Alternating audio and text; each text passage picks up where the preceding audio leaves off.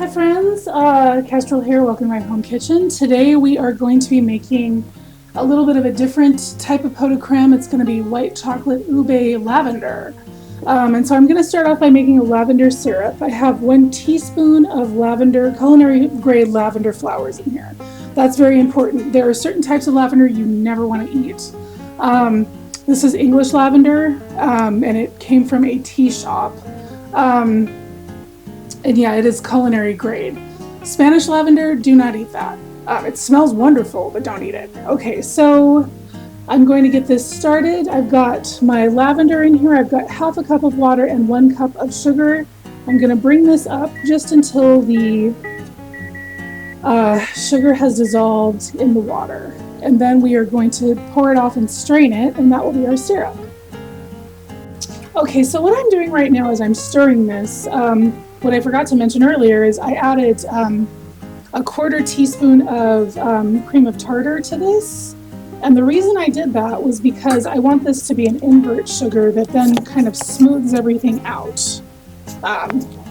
when I go to mix it together. I'm not going to use very much of it, but it will make for a very nice smooth mouthfeel along with, adding some lavender flavor to it.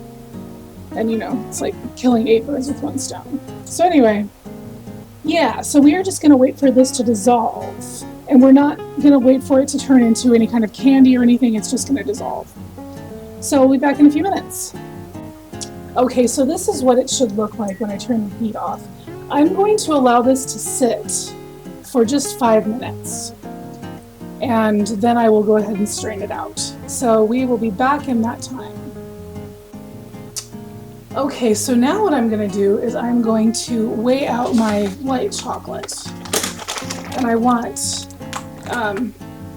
6 ounces total. These are just the Ghirardelli white chocolate melts. Yeah, just the white chocolate melts. They actually taste pretty good. Sometimes I don't like white chocolate. It really just kind of depends on the brand. This one is pretty good though. I have to really watch my fam because they have a tendency to get into it before I can use it for a recipe. Yep. Oh, right. At least you got 2 bags this time. And so I'm going to add to this a pint of cream. A pint of cream. And then we are going to very slowly, over low heat, melt it. Yeah. Creme. Creme. Just over very low heat, we're going to melt this. Okay, so I am back, and it looks like a little piece of lavender made it in here because I was using the same whisk. I'm not sweating it. I'm actually going to strain this whole thing once I add everything else to it. So I'm not really that worried about that. I'm going to turn this back on for a second. Just at 50% power. And I've also got this going. Some tea water. Well, it's not actually for that. I'll show you in a second what I'm going to do. Because one of the steps in the original recipe for this, this is an old French recipe, is to heat your water bath in the oven while it preheats. And I think that that's actually a little bit dangerous because you're moving it twice. So yeah. And it's also a hot pan. Yeah, and so you can control the amount of displacement that happens when you add your ramekins first and then put boiling water into the pan. You want it to come up about halfway with your ramekins. Okay, so I'm going to turn this off again. That is definitely melted. It's melted, and now we are going to do a little thing here. Don't want to scald the cream. No. Another thing that a lot of recipes suggest you do is temper in a separate bowl. And I just messed that up, but I can get it out. Mom! It's alright. You temper it in a separate bowl, and I don't really think it's necessary. So I'm not going to do that, because the heat isn't even on right now.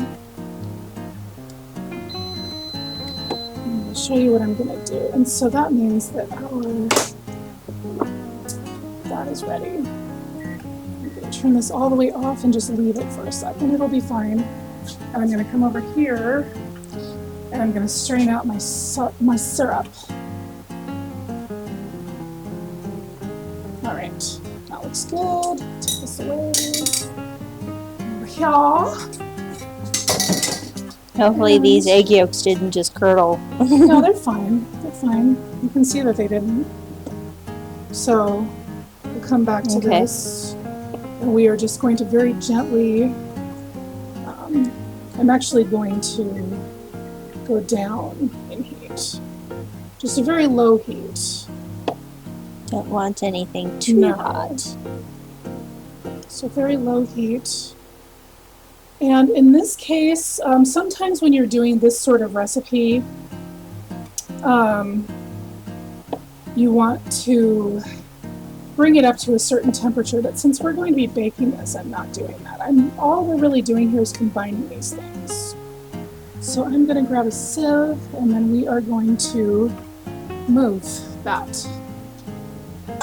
Oh wait, before I do that, that's right, I was going to just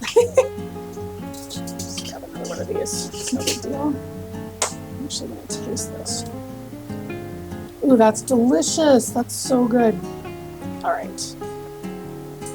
So because this is really hot, I'm actually going to just sort of very slowly drip it in, because you don't want to curdle your mixture or burn your chocolate. Or make the cream separate. Yeah, or break the mixture. And there is a little bit of what looks like dry yolk. And I'm not worried about that because I'm going to strain it. I'm also going to add about just a dash. Just a little bit of that. A little dash. And this is for color as much as it is flavor, but a little bit of that will go a very long way. It's so pretty. It's beautiful. Gosh. Yeah. It makes it look like it's lavender. Yeah. All right, and I'm going to have a little taste of that.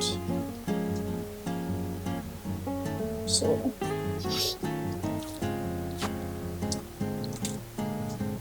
I think I could stand to use a little bit more lavender. So I'm going to... How much lavender syrup are you going to put in? Just 2 tablespoons. So the rest is like for mixing into other stuff? Whatever you want. Yeah. Cool.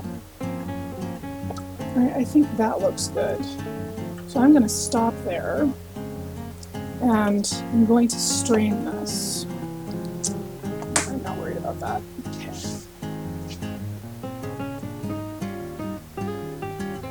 And this is going to get rid of any of the dry egg yolk, because this is a good way to use up egg yolks after you have after you've made meringues or something. So there's also like the floater. From the egg yolk. See that. You see like the chalaza, like... Okay, so now I'm going to start pouring these into my vessels. Just eyeballing it. Yeah.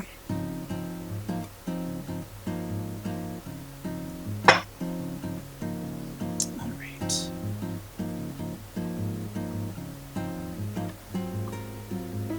I think the blue bowl could use a little. Yeah, I think I'll go back to it. That's probably good. And maybe the bright ramekin? No. They could both. Yeah. Okay. This one had a little bit of water in it from when it was put away. That's annoying.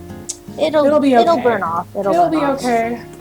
It'll just, do its thing. Yeah. All right. So now that looks pretty gross. All right. So I am going to add boiling water to mine. We want this to come up halfway. There we go. So this is kind of coddling it. And now I'm going to come over here. Do you want me to open that? Yeah, that would be great. And we're going to put this in the center, and it's going to bake at 300 degrees for 40 minutes. so we will be back after that. Yay! Yay! Okay, we're back. And look at this. It's pretty shiny. Very glossy. Very glossy. And very purple. So purple. Let's give it a try. Okay, let's get in here. Ooh, look at that. Beautiful. Lovely, yes, but how does it taste? Magnificent.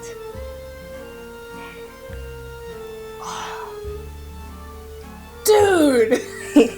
Oh, that's delicious. What do you think, Todd?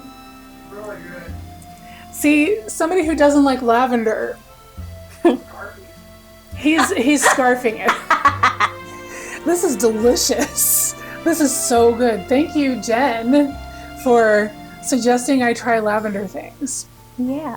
And yeah, so I hope you give this recipe a try soon, and that you have a fabulous week, and that you're excellent to each other.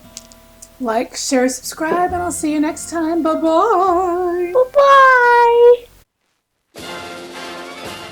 I got to get to the camera. What? That's going to be a blooper.